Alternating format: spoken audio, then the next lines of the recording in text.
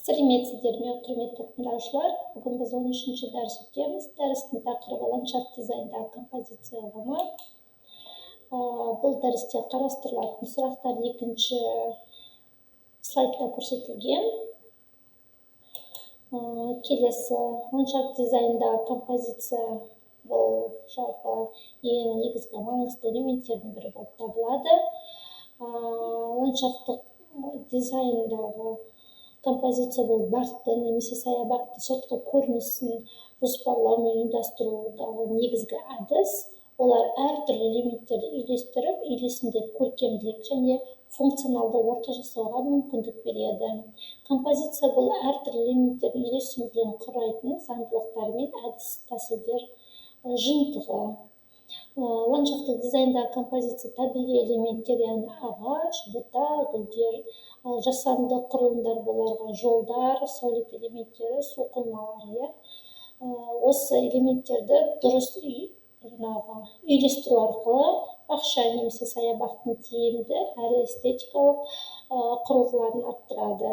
Ландшафттық композицияның маңызды ерекшелігі оның біртұтас және тұтас көрініс құрауы болып табылады.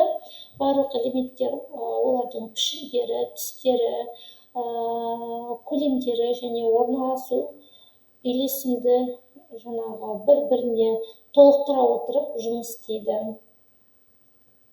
Ландшафттық дизайнның негізгі принциптеріне тоқталып кететін болсақ, негізгі принциптері симметриялық және асимметрия, ритм, пропорция, баланс, констракт, біртұтастық және үйлесімділік деп бөлінеді. Симметрия бұл композициядағы элементтердің өзара теңестірілген ең және айқын құрылымын білдіреді. Симметриялық композиция жиі дәстүрлі формула стильдерде қолданылады. Асимметрия бұл композицияның еркін орналасу құрылымы. Бұл жағдайда элементтер симметриялы емес, бірақ олардың үйлесімділігі мен байланысы сақталады.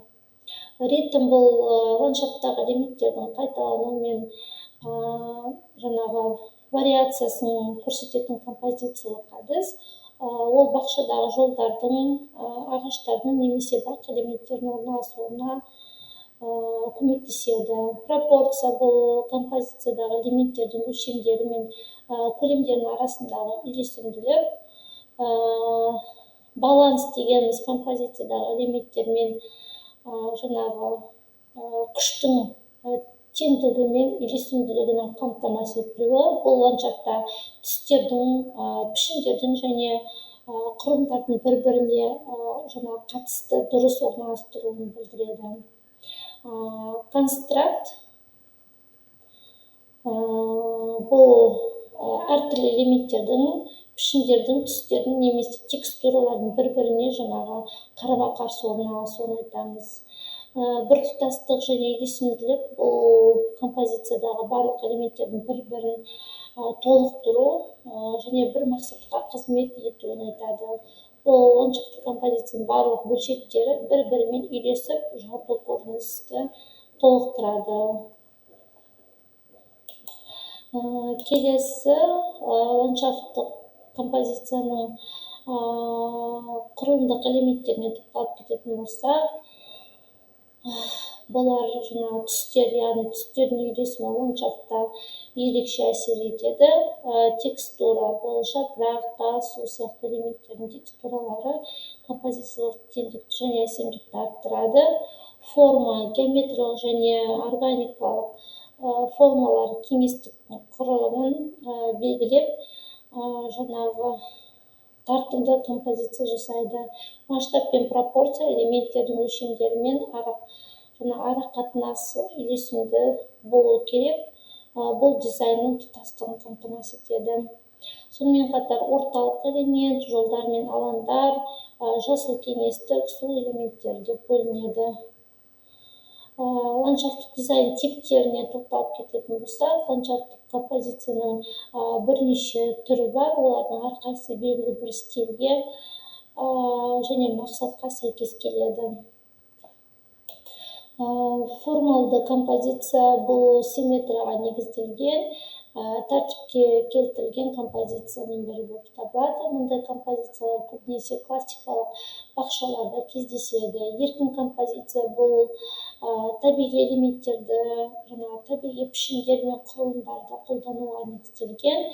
Мұндай композицияларда симметриялық пен асимметрия көп кездеседі. Олар табиғи ландшафттың көшірмесі ретінде қарастырылатын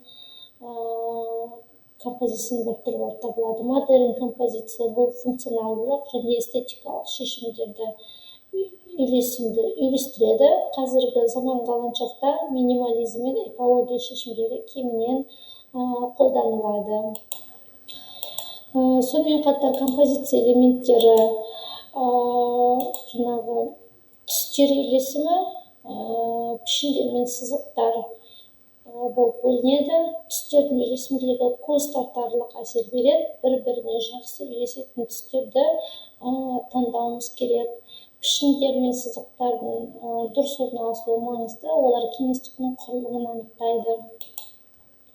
Композициялық әдістер айтып кеттік: симметрия, асимметрия, перспектива болып келеді.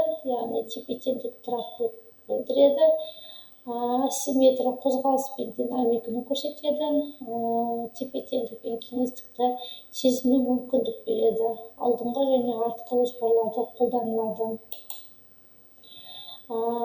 Масштаб пен пропорция. Масштаб элементтер өлшемдерінің арақатынасы, үлкен және кіші элементтерді дұрыс қолдану. Пропорция бөліктердің бүтінге қатынасы. Принципті қолдану, адамның қабылдануын ескеру, кеңістіктің ыңғайлылығын қамтамасыз ету. Жарық және көлеңке бұл күн сәулесі көлемді көрсетуге және көңіл күйді қалыптастыруға көмектеседі. Көлеңке тереңдікті арттырады және элементтердің бірі болып табылады. Фокус нүктесі және көлік бағыттары деп айтамыз. Фокус нүктесі бұл көзді тартып, композицияның негізгі элементтерін көрсетеді. Мысалы, мүсін немесе су айдыны. Ал көлік бағыттары бұл жаяу жүрушілер мен көліктердің қозғалысын бағыттайтын жолдар мен өткел деп айтады. Жасыл аймақтар фокус пен жолдар арасындағы табиғи өтпелер мен үйлесімділікті сақтауға қызмет етеді. Композициядағы ритм мен қайталану бұл композицияда элементтердің жүйелі қайталану мен орналасуына көруге жағымды қозғалыс сыйлайды. Қайталау түстер мен формалар, текстуралардың қайталану композицияның тұтастығын арттырады. Әсерлік бұл ритм мен қайталану арқылы төзімділік пен үйлесімділік сезімін қалыптастырады. Композицияның масштабтық ерекшеліктері ірі элементтер, орташа элементтер және кіші элементтер деп бөлінеді. Ірі бұл жалпы кеңістік пен құрылымды анықтайды. Орталықтау нүктелері ретінде қызмет етеді. Орташа кеңістікке теңгеріммен байытушылық қосады. Масштаб арақатынасын қалыптастырады. Кіші элемент бұл детальдермен тоқтатылады. Композицияға нәзіктік береді. Тұтынушылардың ландшафттық композиция қажеттіліктері: эстетика, функционалдылық, экологиялық үйлесім, тамашалауға және ұтымды кеңістікті сезінуге бейім композицияны эстетикалық композиция дейміз. Функционалдылық бұл отбасылық демалыс, отырғызу және ойын үшін ыңғайлы орындар қажет болады. Экологиялық үйлесімділікте табиғатқа зиянсыз, тұрақты және су үнемдейтін дизайн операциялары қолданылады. Композиция жасауда заман талабына сай трендтер қолданылады. Тұрақты элементтер, яғни экодостық материалдар мен су үнемдеу технологиялары кеңінен қолданылады. Геометриялық дизайн қысқаша және таза сызықтар композициясына заманауи көрініс береді. Ауызша элементтер олар от жағар, алаңдар мен сыртқы фокустық нүктелер танымал болуда. Ландшафт композициясынын негизги угумдары менен перспективаларын токтолатын болсок, ландшафт композиция бул табигый жана адам жасаган кеңистиктин үйлесимдүүлүк негизги амалы болуп табылат. Бул дизайны көркөмдүк, толук, функционалдуу, эркин камтамасыз этеді. Кеңістікті әсерлі безендіреді. Болашақта композицияның экологиялық шарттары мен қолданушы қажеттеріне бейімделу одан да әрі дамиды, жергілікті экожүйенің үйлесімділікті арттырады. Ландшафттық стильдер бұл классикалық стиль, пейзаждық, заманауи, яғни классикалық стильде тура сызықтар мен симметриялар қатаң сақталған. Пейзаждық стильде табиғилық пен еркіндікті білдіреді. Заманауи стиль жаңа материалдар мен технологияларды пайдалану. Композициялық орталық негізгі элементі бұл көзді өзіне аударатын маңызды элементтің болуы. Фокус нүктесі композицияның ең қызықты бөлімі болып табылады. Айналасындағы элементтер фокус нүктесін жаңағы толықтыратын және қолдайтын элементтер. Композициялық тұтастық бұл үйлесімділік элементтердің бір-бірімен үйлесуі, тұтастық яғни көріністің бір тұтас болуы, теңдік кеңістіктің теңдестірілуі. Баланс пен үйлесімділік принциптері симметрия деп бөлінеді деп айтып кеттік. Симметрия бұл композицияға тұрақтылық пен тәртіп береді. Симметрия бұл заманауи және табиғи көрініс тудырады. Ландшафттық дизайн композициясының ұғымына тоқталатын болсақ, бұл табиғи және жасанды элементтерді үйлесімді біріктіру өнері, ол кеңістік эстетикалық тартымды әрі функционалды етуге мүмкіндік береді. Композицияның негізінде түстер, текстуралар, форма мен өлшемдердің дұрыс үйлесімі жатыр. Құрылым мен пропорциялар үйлесімді, табиғат және адам жасаған дүниенің тұтастығын көрсететін дизайн композициясы арқылы орындалады. Осымен дәрісіміз аяқталды. Тыңдағандарыңызға рахмет. Сау болыңыз.